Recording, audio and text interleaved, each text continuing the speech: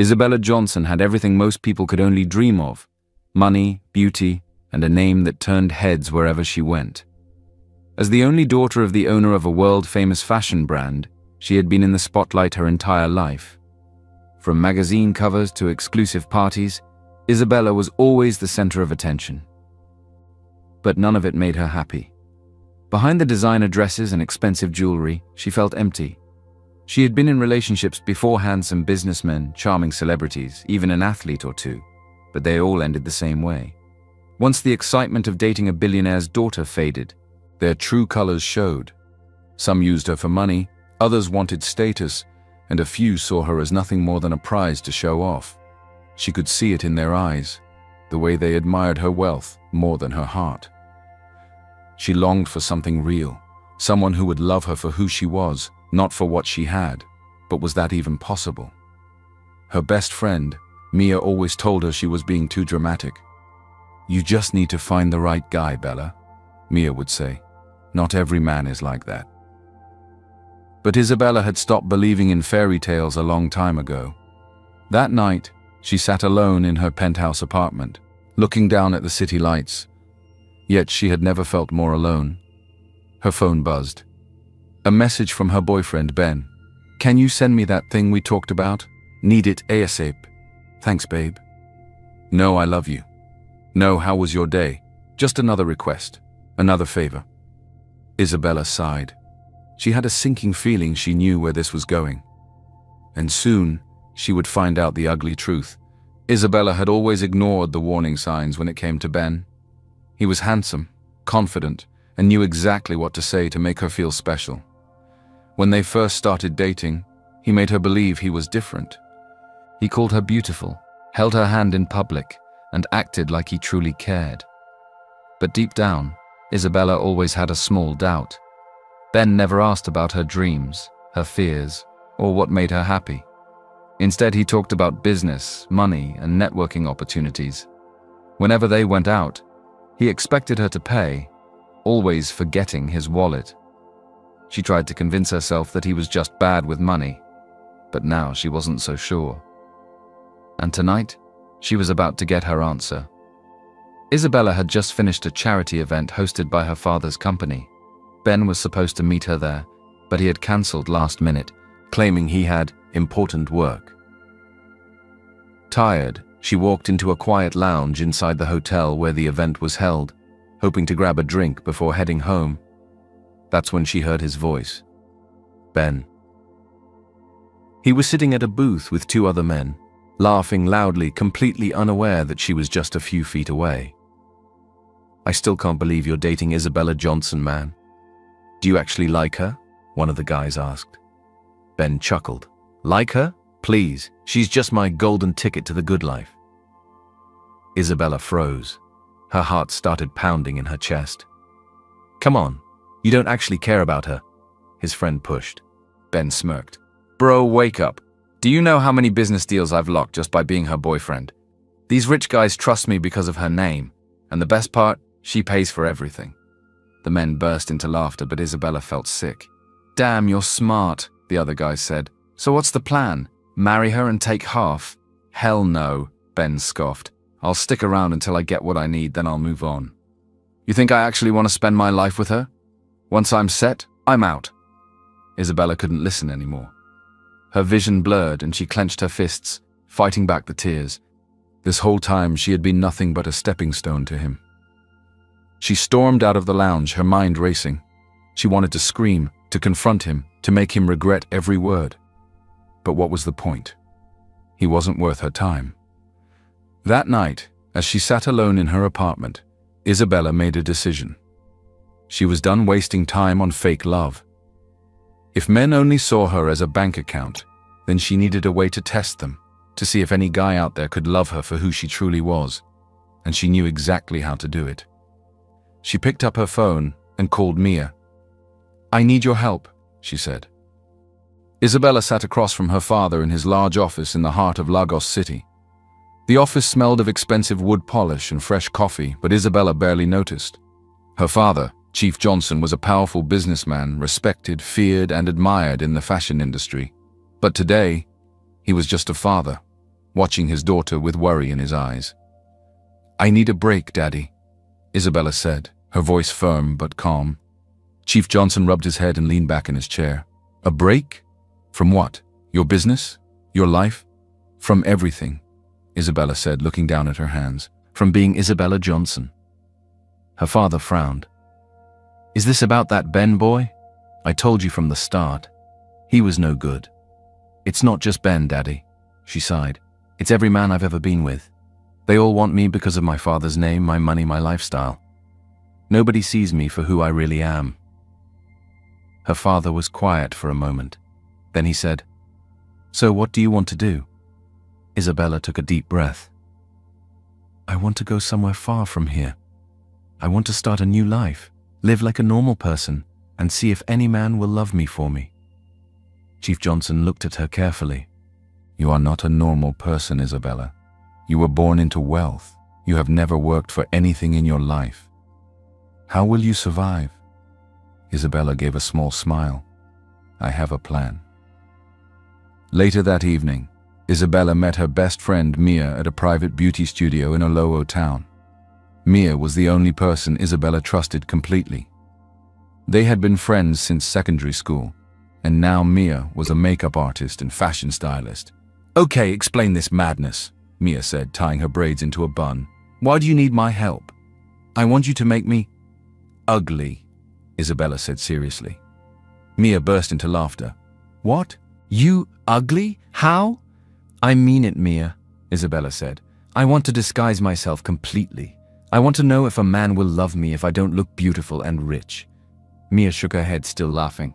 "Bella, you are crazy, but I love crazy." She got to work immediately. First, she gave Isabella a rough old wig, nothing like her usual soft, expensive hair. She darkened Isabella's perfect skin with fake pimples and uneven patches. She added crooked yellowish fake teeth that made her smile ugly. Instead of designer clothes, she dressed Isabella in cheap slippers, an old wrapper, and a faded t-shirt. When Isabella looked in the mirror, she gasped. "Oh my God," she muttered, touching her rough-looking cheeks. Mia smirked. "Meet the new you. What's your name, by the way? You can't be Isabella Johnson anymore." "Bella," she said after a moment. "Just Bella." The next morning, Bella left the city and traveled to a small town, a quiet place where nobody knew her. She had rented a small one-room apartment near the market. It was nothing like her father's big mansion. It had a small bed, a tiny gas cooker, and a wooden chair. There was no air conditioner, no soft carpets, no maids, but for the first time in her life she felt free. No more bodyguards, no more cameras, no more men chasing her for money. Just Bella, a struggling woman, looking for a job, searching for something real.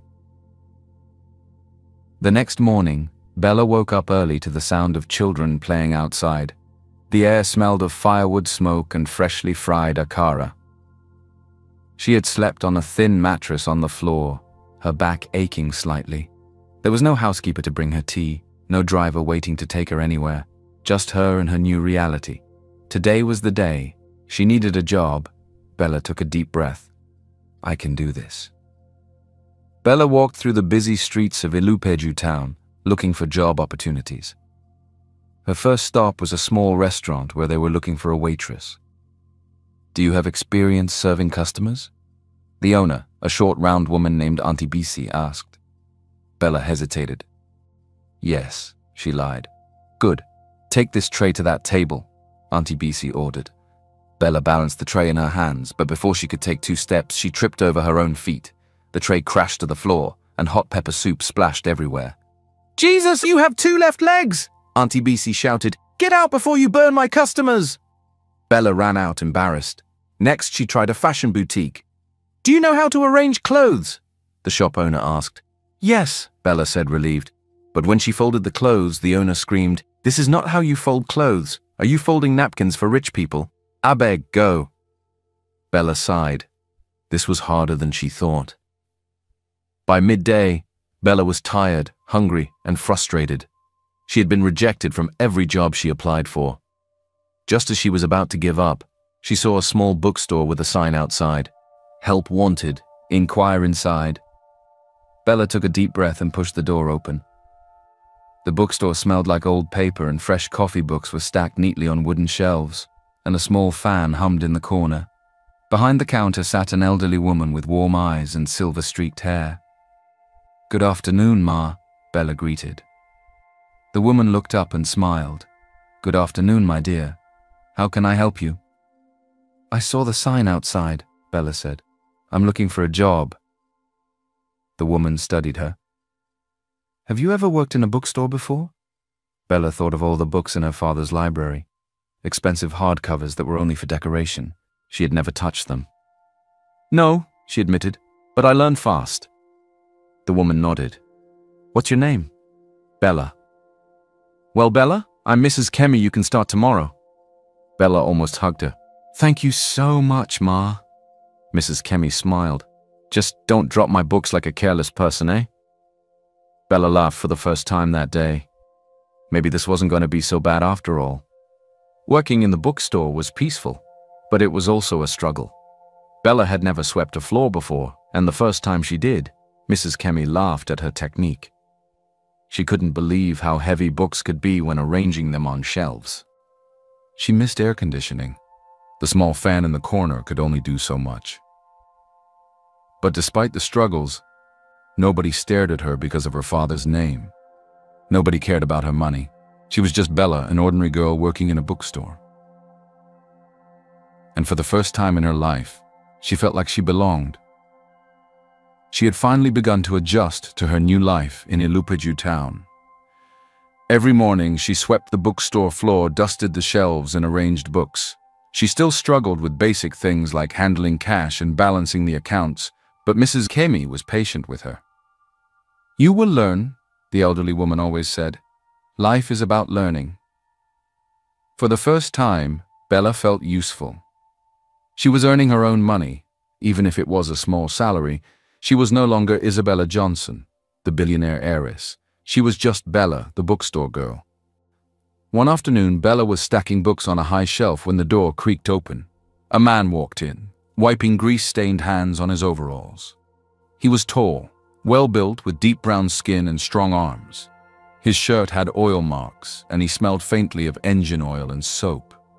Bella watched as he walked past the romance section without a second glance and went straight to a small shelf in the corner labeled Motoring Engineering. He picked up a book, flipped through the pages, then nodded to himself. "Excuse me," Bella said, walking over. "Can I help you?" He turned to her and smiled, noticing her for the first time. "No, thank you. I know what I'm looking for," he said. His voice was deep and calm, unlike the fake, sweet-talking voices of the rich men Bella was used to. "All right," Bella said, stepping back. She expected him to ignore her after that, like most people did when they were focused on books. But to her surprise, he spoke again. "You're new here," he said. "I haven't seen you before." Bella nodded. "I just started working here a few days ago." He wiped his hand on his overalls and stretched it out. "I'm Desmond." Bella hesitated, then shook his hand. "Bella." Desmond smiled again. "Nice to meet you, Bella." Then he went back to reading his book. Bella watched him for a moment. He was different. He didn't stare at her strangely, didn't flirt, and didn't try to impress her. He just treated her like a normal person, and she found that refreshing. The next day, Bella was at the counter when she heard loud laughter outside the bookstore. The door swung open dramatically, and a tall, light-skinned man dressed in expensive designer clothes walked in, followed by two of his friends. His name was Derek Ajayi, and Bella had heard of him from the town gossip. He was the son of a rich businessman, and his hobby was flirting with girls who liked books. Derek walked straight to the counter, flashed a white-toothed smile, and leaned close. Bella blinked. "Can I help you?" Derek laughed, as if she had told a funny joke. "Oh, I like them feisty. You must be new. What's your name, sweetheart?" Bella forced a smile. "My name is Bella, and I am busy." Derek chuckled and turned to his friends. "See why I like bookstore girls? They act tough, but deep down, they want attention." Bella rolled her eyes and turned away.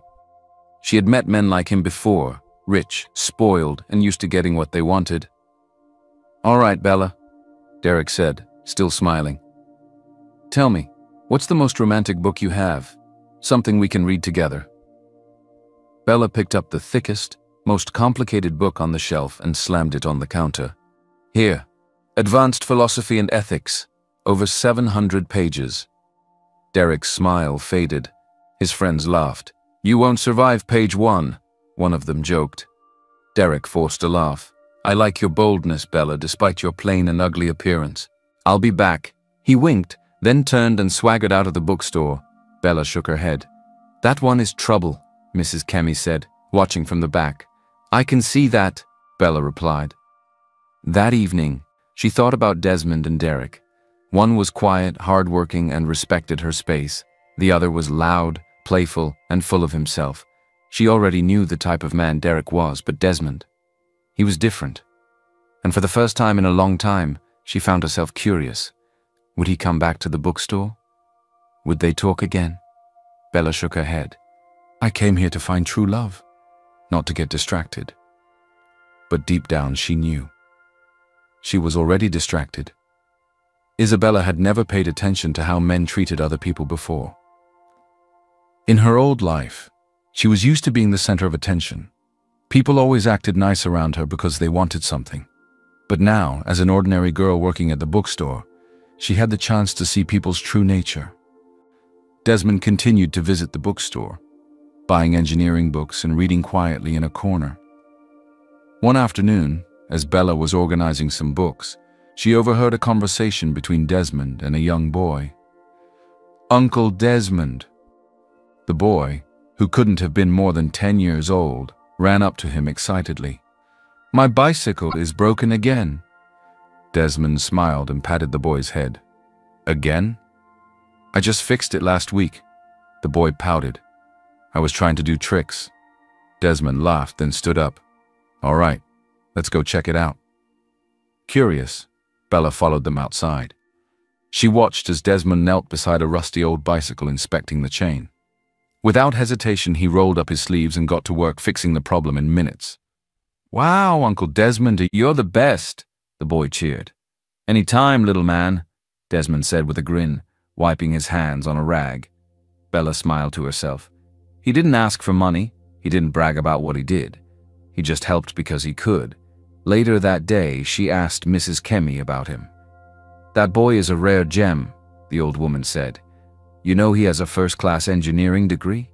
Bella's eyes widened. "Really?" Mrs. Kemi nodded. "Yes, he studied mechanical engineering and graduated with top honors. But after school, he struggled to get a job in the big cities. Big companies want connections more than talent." Bella frowned. She knew all about how unfair the world could be. "So why is he here?" she asked. "Because he loves what he does," Mrs. Kemi replied.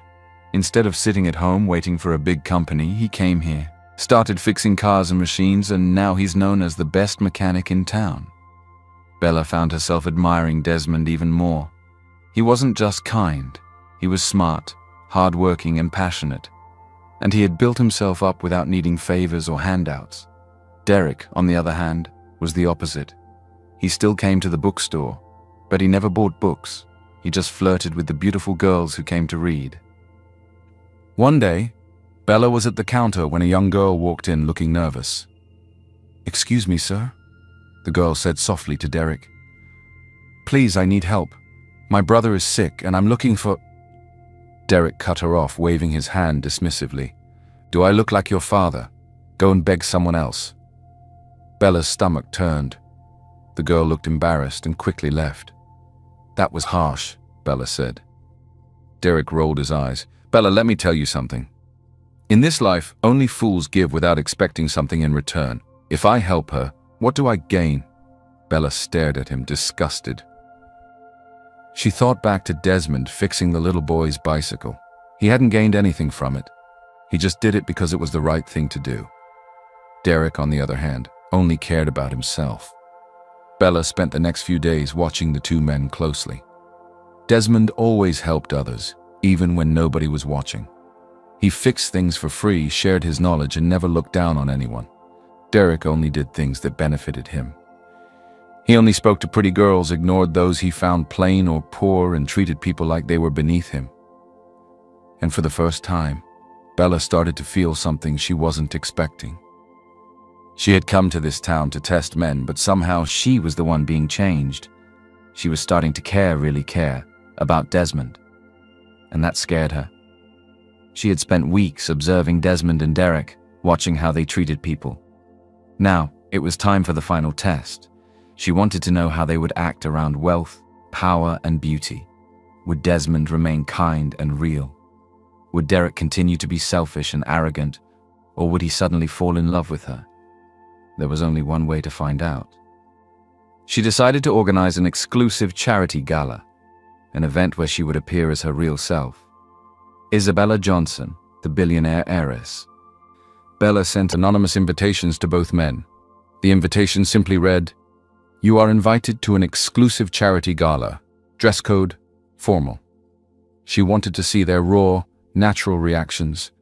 Would Desmond still care about her when he saw her true self? Would Derek treat her with respect? It was the perfect test. But things didn't go as planned. A day before the event, Derek walked into the bookstore looking annoyed. "Bella," he said, tapping the counter impatiently, "my date for the gala just cancelled on me." Bella's heart skipped a beat. "Which gala?" she asked carefully. "An exclusive party happening tomorrow, obviously," he scoffed. "All the rich and powerful people will be there. I can't go alone and look stupid." Bella was shocked he was inviting her. She didn't expect that. "So, you want me to go with you?" she asked. Derek laughed, shaking his head. "Not like that, obviously," he said, waving at her clothes. "I can't be seen with someone so plain." Bella felt a sting in her chest. She had given him a chance to prove himself, and once again he had failed miserably. Still, she agreed to go, wanting to see how far his arrogance would go. Meanwhile, Desmond had also received the anonymous invitation. At first, he wasn't sure if he should go. He didn't like big, fancy events. They made him uncomfortable. But he had made up his mind. He was going to ask Bella to be his date. That evening, he walked into the bookstore with a nervous smile. "Bella," he said, rubbing the back of his head. "There's this event happening tomorrow. A private party. Would you like to come with me?" Bella froze. Desmond had wanted her to go with him, but now she was already going with Derek. Her chest tightened with guilt. I can't," she said softly. "I already promised someone else." Desmond's smile faded slightly, but he nodded. "That's okay," he said. "I just thought, never mind." Bella wanted to tell him the truth, to explain that this was all a test. But it was too late now. All she could do was wait for tomorrow. The party was a grand event held at the most expensive hotel in the city. Expensive chandeliers sparkled above the ballroom. Guests wore designer clothes, showing off their wealth. Camera flashes filled the room, capturing the most important people in society. Derek arrived at the event ready to mingle. Bella soon joined him a moment later, wearing her best plain cloths and a rusty synthetic wig. The problem started immediately. She had deliberately dressed simply. She wanted to see how he would treat her in front of others. And she got her answer quickly. As soon as they stepped into the grand ballroom, people stared at them. Some laughed quietly, others whispered behind their glasses of champagne. Derek's embarrassment was instant. He glanced at Bella, his face twisting in horror. "What are you wearing?" he hissed, stepping away from her. "People are looking at us. I am very ashamed to be seen walking with someone so ugly. No makeup can save you." Bella swallowed hard. She had expected this, but it still hurt. Derek turned his back on her, pretending like she didn't exist. Instead, he walked towards a group of beautiful women, laughing and flirting with them. Bella stood alone in the middle of the grand hall, feeling humiliated. The man she had come with had completely abandoned her. Her chest tightened. She couldn't do this. She turned and ran out of the hall, her eyes blurring with tears. Meanwhile, Desmond had arrived at the party, looking uncomfortable in his borrowed suit. He wasn't used to this kind of life. Fancy lights, rich people, loud music. The only reason he had come was to find But when he arrived, she saw her running out of the grand hall, looking hurt and abandoned. Then he saw Derek laughing with other women, completely ignoring her. Desmond's jaw tightened. His heart raced. Something was very wrong. He ran after her, pushing through the crowd. "Bella!" he called out. But by the time he reached the entrance, she was gone. Desmond stood there, breathing hard frustration filling his chest. Where did she go? He whispered to himself. He had never felt so worried about someone in his life. And at that moment, he realized something. He cared about Bella more than he should. And he wasn't going to stop until he found her. Bella ran out of the gala, her heart pounding with anger and humiliation. Derek had abandoned her, embarrassed to be seen with her, and the stares from the rich guests had burned deep into her skin. She was done. Tonight, she would end this game. Her driver was already waiting for her. She got into the luxurious car and rushed to the luxury hotel where she had prepared her real outfit for the night, the one meant for Isabella Johnson, the billionaire heiress. It was time for Derek to face the truth. 15 minutes later, Isabella Johnson walked back into the gala, looking every bit like the powerful woman she truly was. She wore a stunning gold gown, her hair styled in soft waves, her makeup flawless. Diamond earrings sparkled under the grand chandeliers, and her heels clicked against the polished floor as she entered the hall with grace and confidence. Every head turned. Whispers spread like wildfire. Is that Isabella Johnson? The billionaire heiress? The same people who had mocked and ignored Bella earlier were now fawning over Isabella, eager to be in her presence. And then came Derek. The moment he saw her, his eyes lit up with greed. He immediately abandoned the woman he was talking to and rushed to Isabella's side. "Wow," he said smoothly, flashing his best smile. "I must say, you look breathtaking." Isabella raised an eyebrow. This was the same man who had humiliated her just an hour ago, the same man who had called her plain and embarrassing. And now, because she was rich and beautiful, he was practically begging for her attention. Pathetic. "Oh, really?" Isabella said, pretending to be interested. "And who are you?"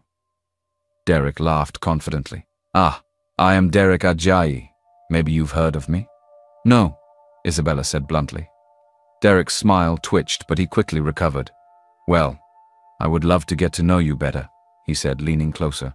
"Maybe we could—" "Excuse me, have you seen Bella?" A voice cut in. Isabella turned sharply. It was Desmond. His eyes were filled with concern as he looked around the hall, clearly searching for her. Unlike Derek, he wasn't interested in Isabella Johnson. He was worried about Bella, the simple bookstore girl. Isabella felt a lump in her throat. Desmond was the only man who hadn't changed. Even in a room full of the rich and powerful, his only concern was Bella. And that's when she knew a test was over.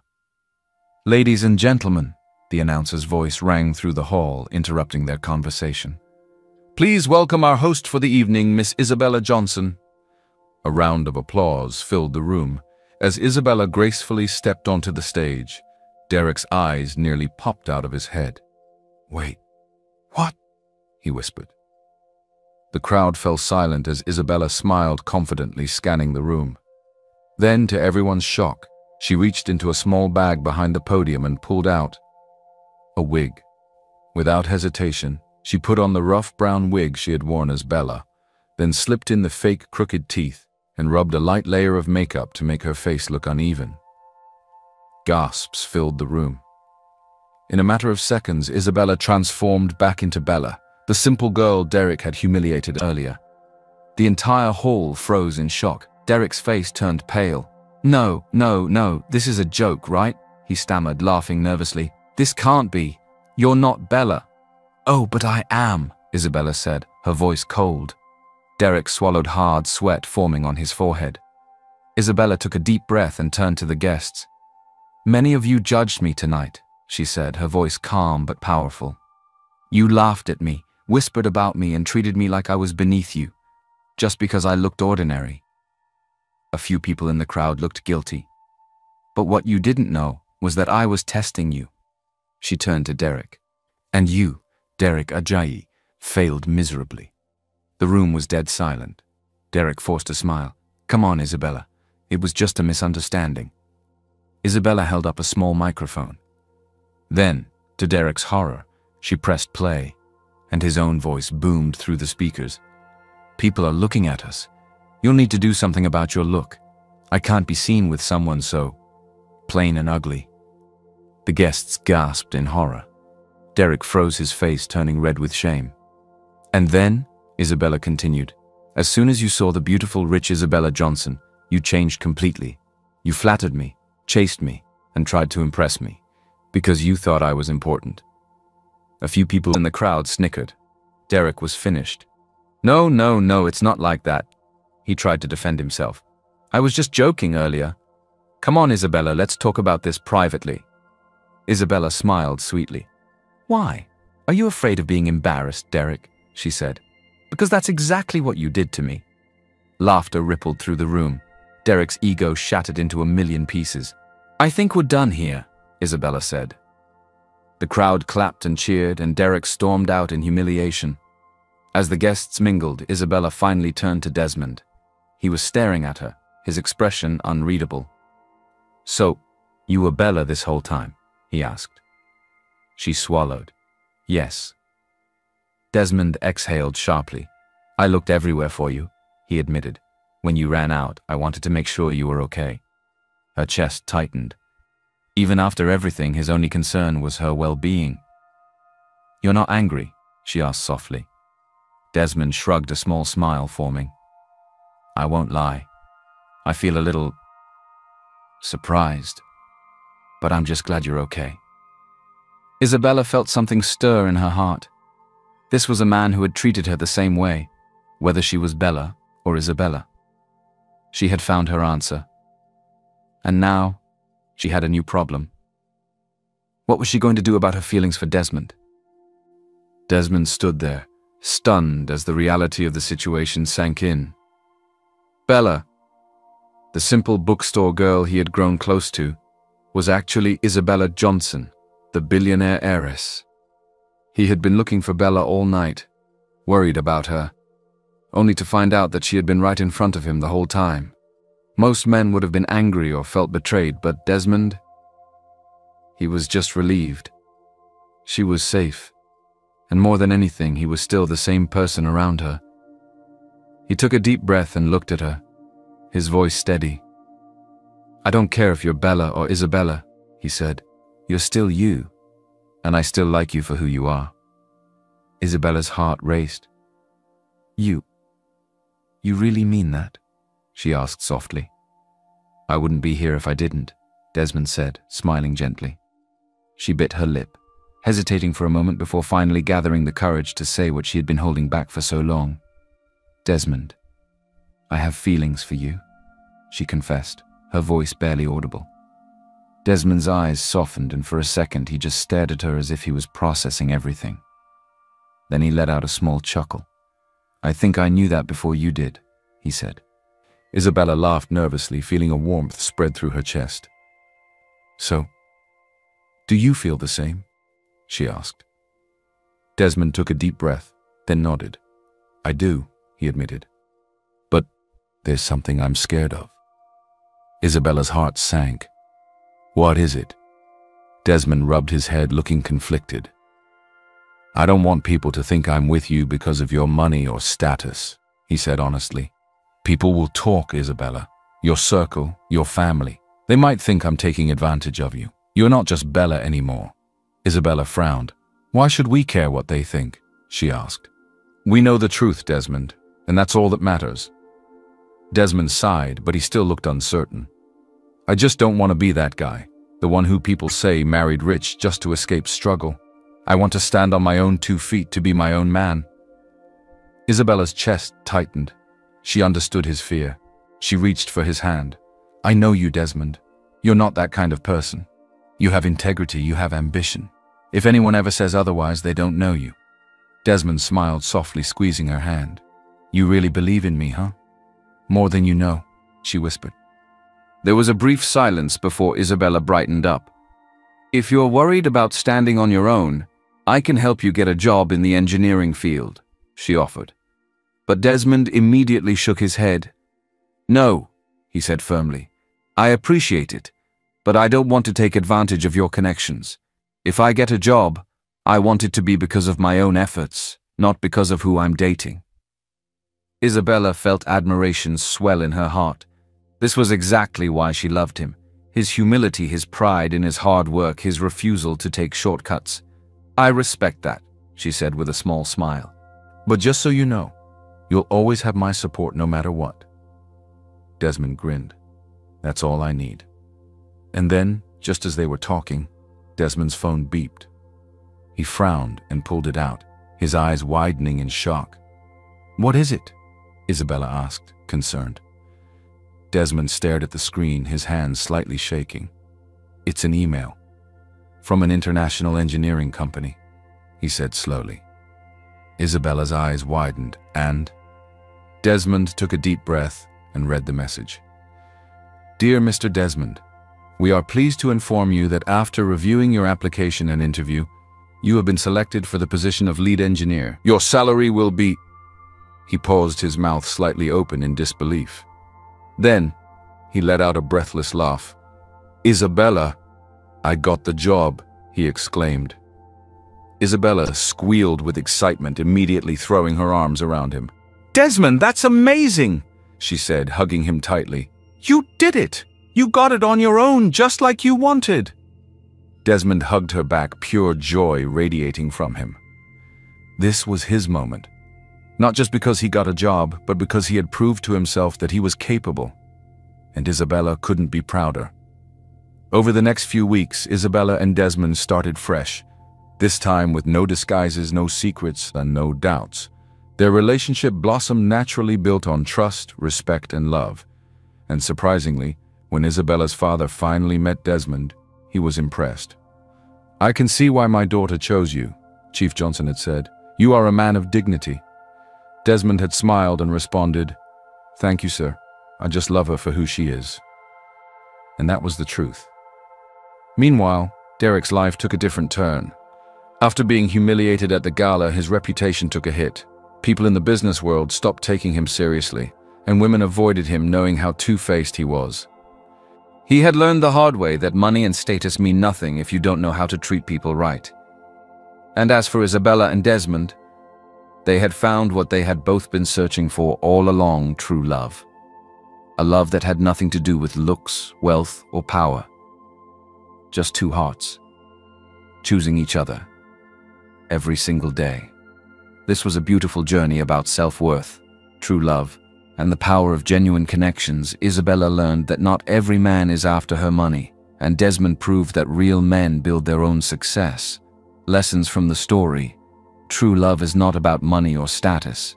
It's about character. Real love survives without disguises or lies. The right person will love you for you.